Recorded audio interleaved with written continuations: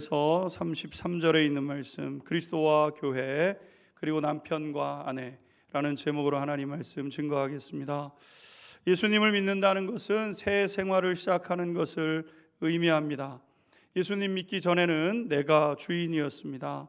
내가 원하는 것을 하고 내가 배워왔던 기준이 모호했죠. 부모님이 가르쳐준 것이 가치관이 기준이 되고 학교에서 배우고 경험한 것이 내 삶의 기준이 되어서 살다가 변치 않는 기준, 하나님의 말씀을 기준 삼고 믿음의 여정을 걸어내게 되는 것이죠. 예수님을 믿고 난 후에는 예수님께서 내 삶의 구주실 뿐만 아니라 내 삶의 주인 되어 주시기 때문에 주도권을 주님께 이양하고 주님의 뜻대로 살아가는 걸음을 걸어내게 됩니다. 이것이 우리 모든 그리스도인들의 삶이라고 할 수 있는 것이죠. 예수님이 나의 죄, 나의 무능함, 나의 연약함, 이것도 해보고 안 되고 저것도 해보고 안 되고 안 되는구나, 그 끝에 되게 하시는 주님, 나를 너무나도 잘 아시는 하나님, 나를 창조하신 그 구원의 하나님께서 나를 위해서 십자가에 죽으셨다는 이 놀라운 사실을 깨닫고 나 역시 주님과 함께 십자가에 죽고 이제부터 그리스도를 위해 사는 삶이 시작되는 것, 이것이 그리스도인들의 삶이라고 할 수 있는 거죠. 당연히 먹는 것도 마시는 것도 나를 위한 것이 아니라 하나님의 영광을 위해서 사는 것이 되는 것이죠. 이처럼 예수님을 믿는다는 것은 일생일대의 가장 중요한 결정이 되는 사안이라고 할 수 있습니다. 예수 믿는다는 것은 단순히 주일에 교회 한번 나오거나 기분 내키면 우리가 어떤 일들을 좀 더 한다거나 내 삶에 여유가 있어서 헌금을 조금 하나님 앞에 드리는 것이 그리스도인의 삶이 아닌 것이죠. 내 삶의 주인이 뒤바뀌어 버리는 것, 그것이 그리스도인, 예수 믿고 살아가는 삶의 모습이라고 할 수 있습니다. 그러니 여러분이 얼마나 어려운 일이겠습니까? 내 것은 다 내려놓고 하나님을 우리의 삶의 기준으로 삼고 믿음의 여정을 걸어내야 되는 거니까. 그리고 그런 자들에게 주시는 하나님의 구원의 역사들을 믿음으로 소망하며 살아가는 것이니까 여러분, 우리의 삶은 버거울 수밖에 없는 것이죠. 그런데 동시에 예수님을 믿는 삶은 반드시 놀라운 일들을 경험하게 되는 삶이라고 할 수 있습니다. 내가 변하게 되고 새 생활이 시작되게 되는 것이죠. 주인이 바뀌었으니 당연히 삶이 바뀌는 것은 당연한 것 아니겠습니까? 내가 주인일 때는 내 뜻대로 했지만 예수님께서 주인 되시면 그때부터는 주님이 원하시는 것을 지키며 살아가는 인생이 되는 거니까 안 변할래야 안 변할 수 없는 것이 예수 믿는 삶의 모습인 것입니다. 예수 믿기 전에는 죄가 당연한 것이었고 살면 살수록 죄가 당연하다고 여겨지면서 여러 가지 죄악을 따라 행하며 살았던 것이죠. 우리가 에베소서 말씀을 성만찬 예식을 통해서 쭉 읽어 나오면서 지난 주 세례 예식 때까지 5장 21절까지 우리가 읽어왔는데 5장 3절 말씀을 보게 되면 이렇게 되어 있습니다. 5장 3절, 음행과 온갖 더러운 것과 탐욕은 너희 중에서 그 이름조차도 부르지 말라. 이는 성도에게 마땅한 바니라.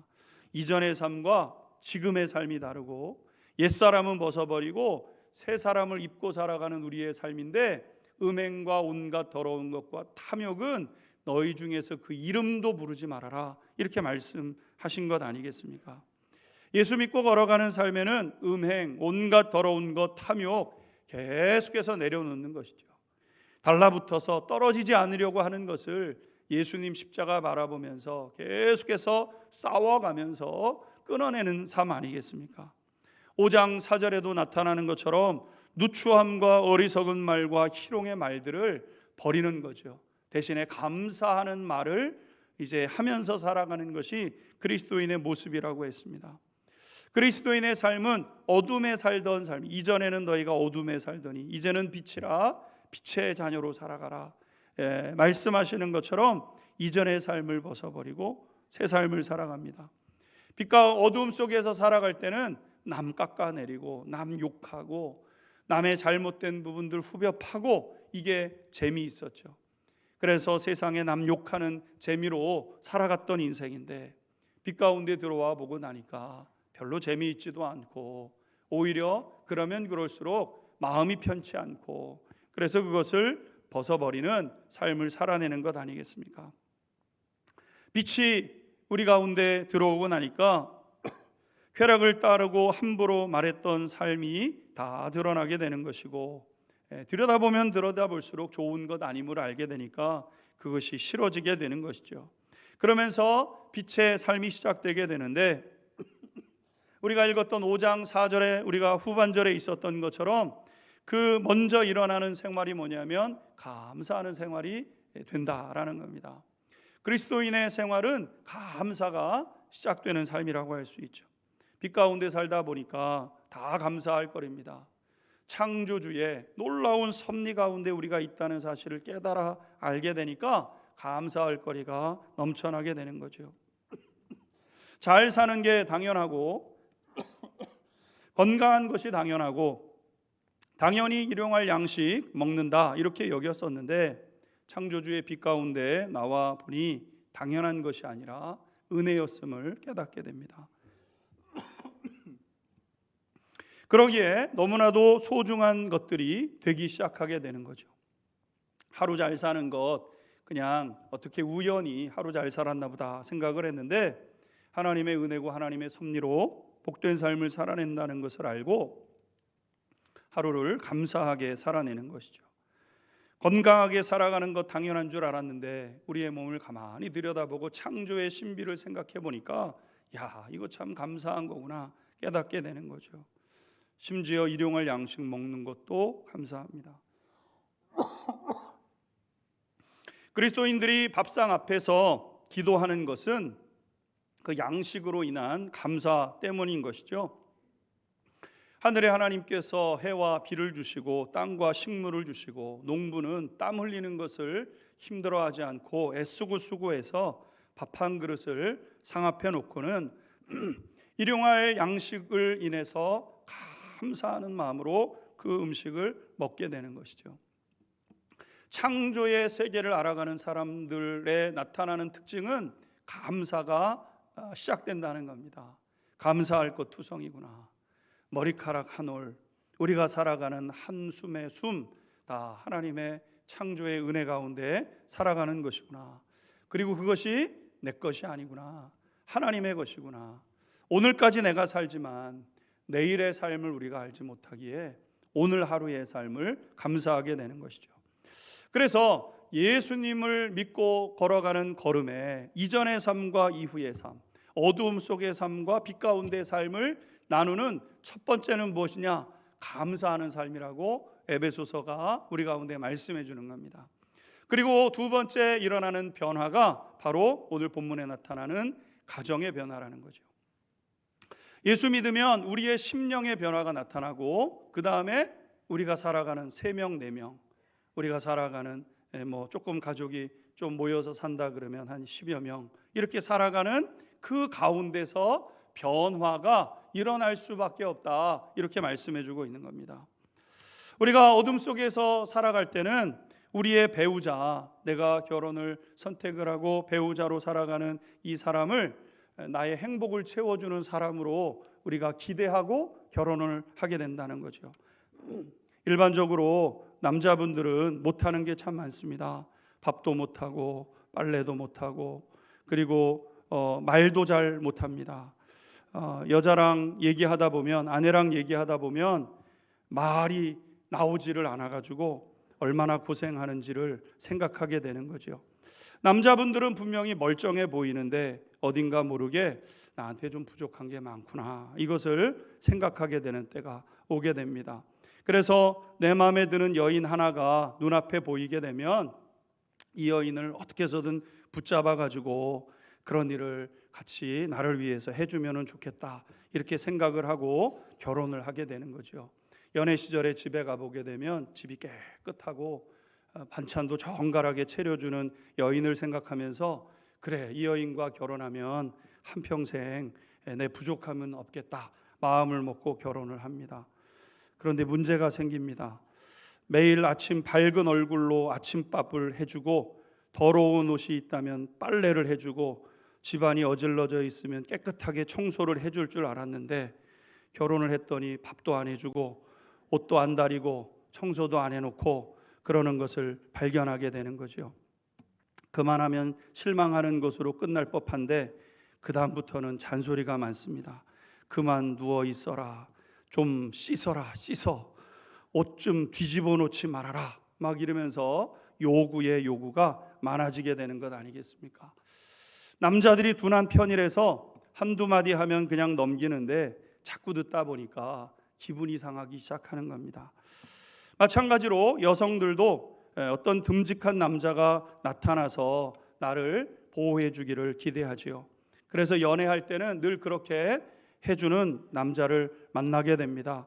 외롭다 그러면 한 걸음에 택시라도 타고 달려와서 외롭냐 이러면서 말동무도 해주고, 무서운 일이 있으면 어디서 나타나는지 모르지만 슈퍼맨처럼 나타나서 짜잔 나를 보호해주고, 맛있는 거 먹고 싶다 그러면 데이트 코스 쭉 짜놓고 어디로 갈까 이야기해주면서 얼른 그런 곳으로 데려다주는 남자, 연애할 때 그런 남자를 만나죠. 그래, 이런 남자면 한평생 좋겠다 하고 결혼을 하게 됩니다. 그런데 결혼을 하고 보니까 그렇지 않은 것을 발견하게 되죠. 나랑 같이 있어줄 남자인 줄 알았는데 친구가 부르면 한 걸음에 나가버리는 남편을 발견하기 시작하게 됩니다. 그래서 한날은 붙잡고 외롭다 이럴 것 같으면 왜 결혼했냐 이렇게 물어보면 외로우면 TV 봐라 이렇게 하고 집 밖으로 나가버리고, 나 무서워서 그런다 이렇게 얘기하면 뭐가 무섭냐, 너 바보냐 이러면서 핀잔이나 주고, 맛있는 거 사달라 그러면 그거 먹는 거나 이거나 똑같다, 집에서 먹자 이러면서 집안을 고수하는 남자를 만나게 되는 거죠. 그러면서 여자는 조금씩 마음에 상처가 나기 시작합니다. 마음이 아파오고 날카로워지게 되는 것이죠. 그러니 당연히 행복해야 될 것 같은 가정이 전쟁터가 되기 시작하게 되는 것 아니겠습니까? 총알이 날아다니고 어느 날은 슈루탄이 터지고 그러면서 가정이 피투성이가 되는 그런 일들을 경험하게 되는 겁니다. 왜 이런 일들이 생깁니까? 결혼을 내 행복을 채워줄 사람과의 만남이라고 생각하기 때문이죠. 이 사람과 결혼하게 되면 이 사람이 나를 행복하게 해줄 것이라고 생각하고 결혼하기 때문이라는 겁니다. 그런데 여러분, 이런 생각은 오늘 성경 말씀에 보게 되면 어두움 속에 있을 때의 생각이라는 겁니다. 내가 예수님을 알지 못할 때는 의지할 대상을 찾는 거예요. 이 사람이 나를 보호해 주겠는가? 부모님이 보호해 주지 못했는데 부모님이 보호 못 해주는 것 이 사람이 해주겠지. 부모님이 못 해준 것 아내가 해주겠지, 남편이 해주겠지. 그러면서 그 사람을 나를 도와주는, 나의 행복을 채워주는 그런 사람으로 여기는 것이죠. 그런데 빛 가운데 나와 보니까 주님께서 우리에게 이렇게 말씀하십니다. 어느 누구도 너의 도움이 되지 않는단다. 너를 도와줄 수 있는 이는 나밖에 없단다. 주님이 말씀하시는 거죠.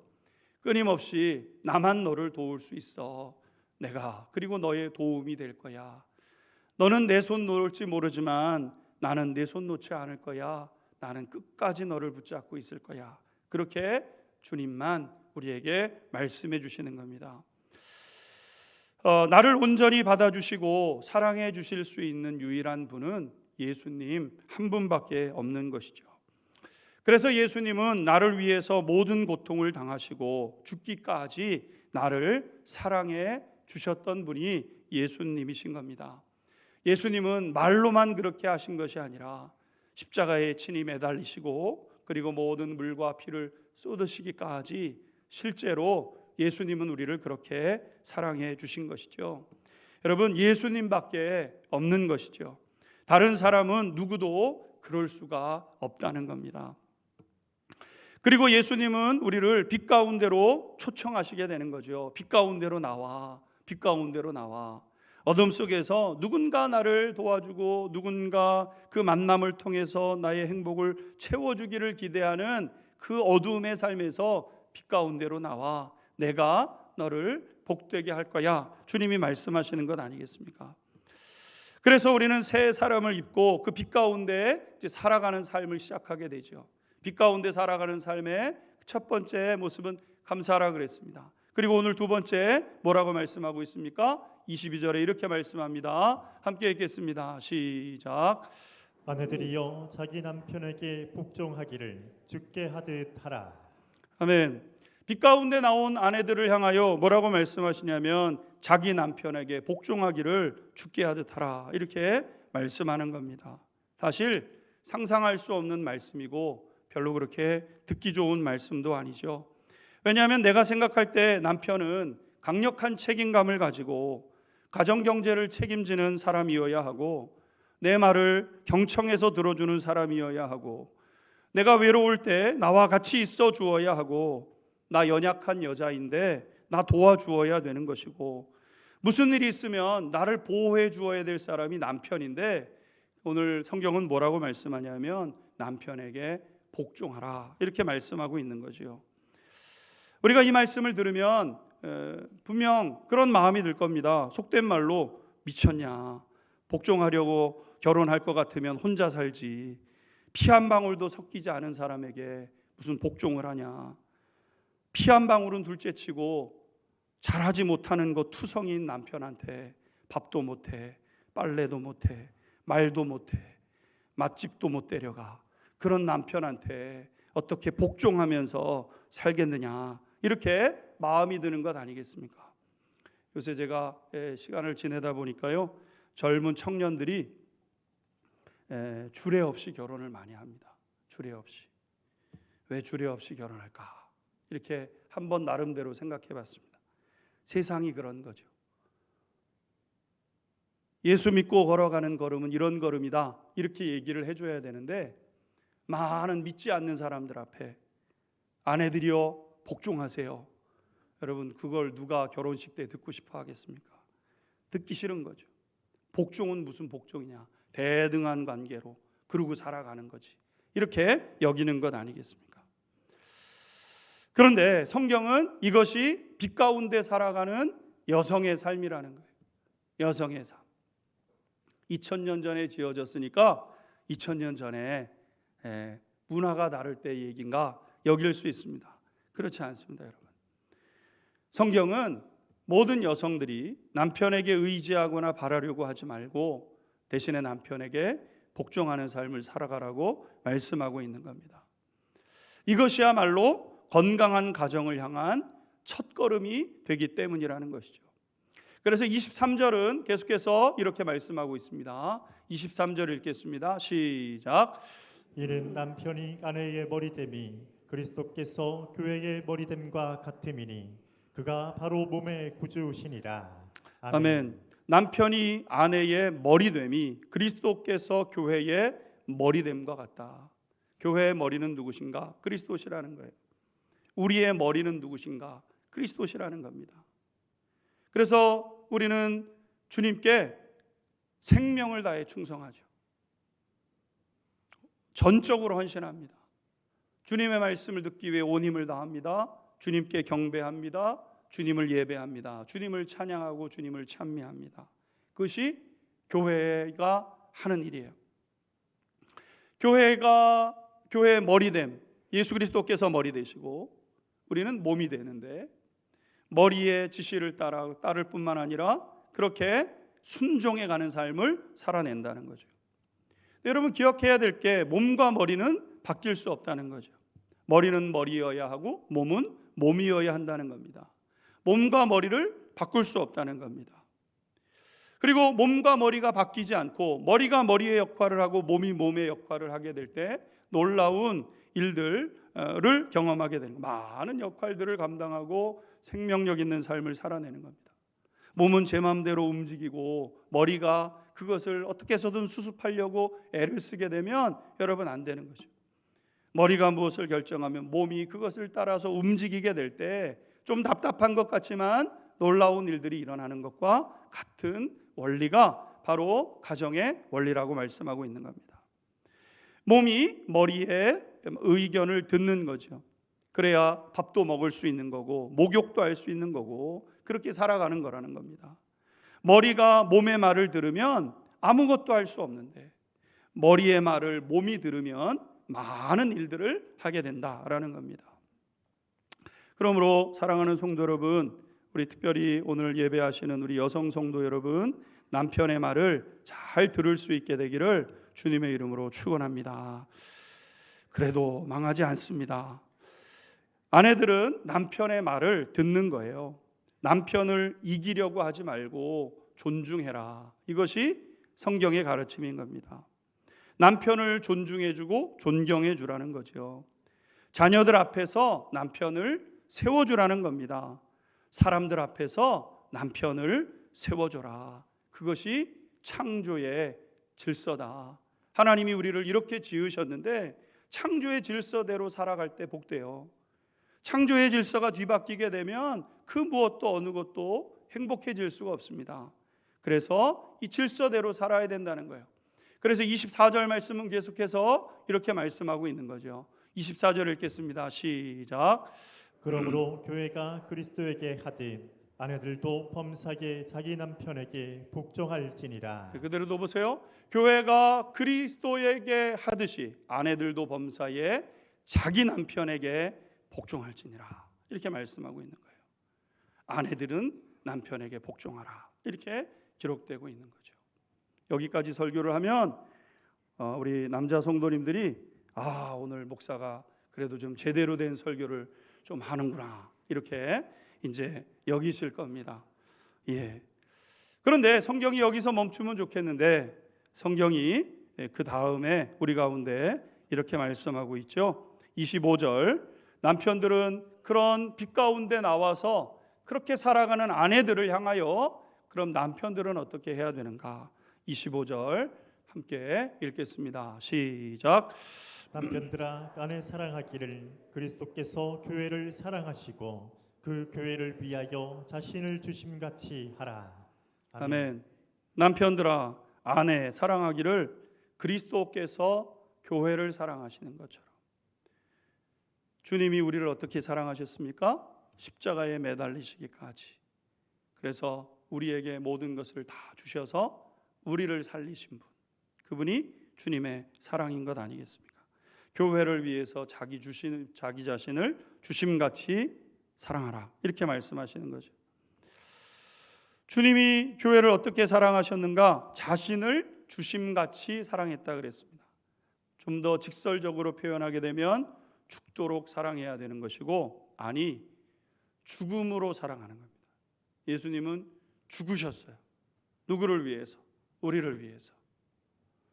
우리를 복되게 하고 우리를 살리기 위해서 주님은 죽는 척 하신 거나 거의 죽을 뻔했다고 하신 것이 아니라 정말 우리를 위해서 죽었다는 거죠.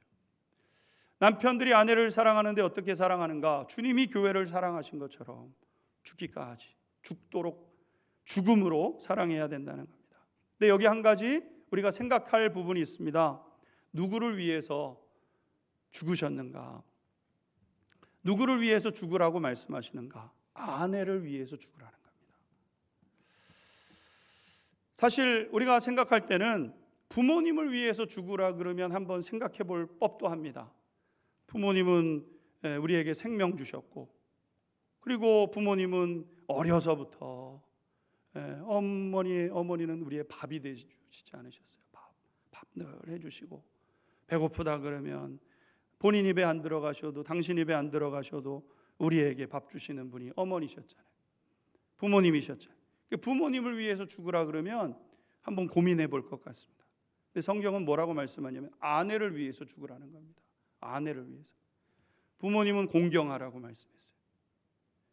자녀를 위해서 죽으라 그러면 그것도 한번 고민해 볼 법합니다. 그래도 내 자녀인데, 피를 흘려서 내 형상 그대로 닮은 내 자녀인데 자녀를 위해서 죽으라 그러면 한번 고민해 볼 것 같아요. 근데 성경은 자녀를 위해서 죽으라는 말씀이 없습니다. 오직 아내를 위해서 죽으라는 거예요. 아내를 위해서. 그러니까 성경이 말씀하고 있는 남편들의 1순위, 남편들의 1순위는 뭐냐면은 아내 사랑이어야 된다는 겁니다. 그 사랑은 희생적이어야 하고 헌신적이어야 한다는 겁니다. 아내들은 내 말을 잘 들어서 내 길을 세워주는 그런 존재가 아니고, 아내들이 빛 가운데로 나와서 남편을 존중하고 남편을 따르기로 했다고 한다면 남편들도 이제 빛 가운데로 나와서 자기 아내를 죽기까지 사랑하는, 죽음으로 사랑하는 그 사랑으로 살아가야 된다는 것이죠. 그러므로 성경은 남편과 아내 모두가 말씀의 빛, 진리의 빛 가운데 나와야 한다, 이렇게 말씀하고 있는 겁니다. 주님은 교회를 위해서 자기 자신을 내어주었다는 거죠. 나를 내어주기까지. 가정을 위해서 희생적으로 헌신해야 한다는 겁니다. 남편들은 무엇을 위해서 골병이 들어야 되는가? 여러분, 우리 주님이 무엇을 위해서 골병이 들으셨습니까? 우리를 위해서. 동일한 원리로, 심지어는 골병 드는 것에 끝난 것이 아니라 죽으셨어요. 우리를 위해서. 그러니까 남편들은 무엇을 위해서 골병이 드는가? 취미 생활하고 골프 생활하고, 우리가 뭘 하면서 골병이 드는 겁니까? 일하면서 골병 드는 겁니까? 일하면서 골병 드는 게 아니라 아내를 위해서 골병이 된다는 거예요. 아내를 어떻게 사랑하는가? 죽도록 사랑해야 된다. 마지막으로 주님의 교회를 향한 이 사랑은 왜 그렇게 사랑하셨는가? 아니, 왜 주님은 그러면 죽기까지, 물과 피까지 한 방울까지 다 쏟아내시면서 그 모진 고통을 우리를 위해서 당하셨어요? 왜 당하셨냐는 거죠. 왜? 이유는 한 가지입니다. 27절에 말씀하고 있는 것이죠. 함께 읽겠습니다. 시작. 자기 앞에 영광스러운 교회로 세우사 티나 주름 잡힌 것이나 이런 것들이 없이 거룩하고 흠이 없게 하려 하심이라. 아멘. 아멘. 띄워놔 주세요. 자기 앞에 영광스러운 교회로 세우사. 누구를? 우리를. 교회된 우리를 영광스럽게 세우고자. 사실 우리는 추한 게 많습니다. 근데 주님 앞에 나와서 우리의 추함을 고백하고 은혜를 구하면 주님 위로해 주시고, 다시 해봐, 다시 해봐, 괜찮아, 그래도 귀해, 그래도 귀해, 이렇게 말씀하시면서 우리가 점점 영광스러워져 가는 거예요. 예수 믿어가면은요, 자존감이 세워지기 시작합니다. 다른 사람 다 무시해도 마음에 상처되지 않습니다. 예수 믿어서 예수님의 그 사랑이 우리 가운데 부어질 때 아름다운 존재로 빚어지게 되는 것이죠. 자기 앞에 영광스러운 교회로 세우시고자 티나 주름 잡힌 것이나 이런 것이 없게, 거룩하고 흠 없게 하시려고 자기 생명을 우리에게 주시기까지 사랑하셨다는 거예요. 여러분, 이걸 그대로 오늘 말씀에 그대로 적용을 시켜보면 마찬가지로 남편들의 이 죽기까지 하는 사랑을 통해서 깨끗하고 순결하고 순수한 아내로 세워지게 된다는 거예요. 이 세상에 누가 제일 아름답습니까? 제 아내가 아름답습니다. 무엇 때문에 아름답습니까? 남편들이 그만큼 사랑으로 헌신적으로 아내들을 돌보고 보살핀 그 결과인 거예요. 주님이 우리를 위해서 모든 생명을 주심으로 인해서 우리가 존귀하게 되어져 가는 것처럼, 모든 남편들은 아내를 누가 존귀하게 만들어주는 것이 아니라 내가 아내를 귀하게 만들어가는 거예요. 세우기 위해서 자기 앞에 영광스러운 교회로 세우사, 영광스러운 사람으로 아내를 세우고자 티나 주름 잡힌 것이나 이런 것이 없이 거룩하고 흠이 없게 하시기 위해서 그렇게 하셨다는 거예요.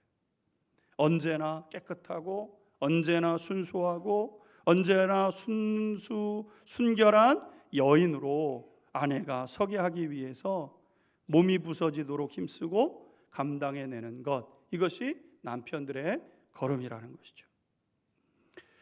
여러분, 우리는 새 사람이 되고 주님의 사랑을 배웠습니다. 그럼 어디에서 실천하는가? 가정에서 실천하라는 거예요. 삶 속에서는 감사를 실천한다고 한다면 가정에서 그렇게 살아라.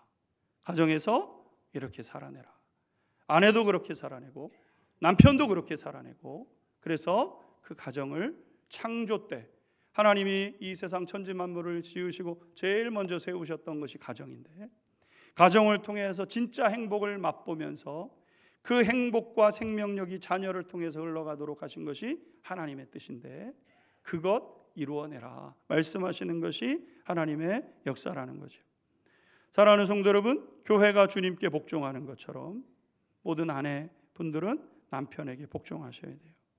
모든 남편들은 주님께서 교회를 위해서 희생하신 것처럼 주님이 우리를 위해서 그렇게 살리시기 위해서 희생하셨어요.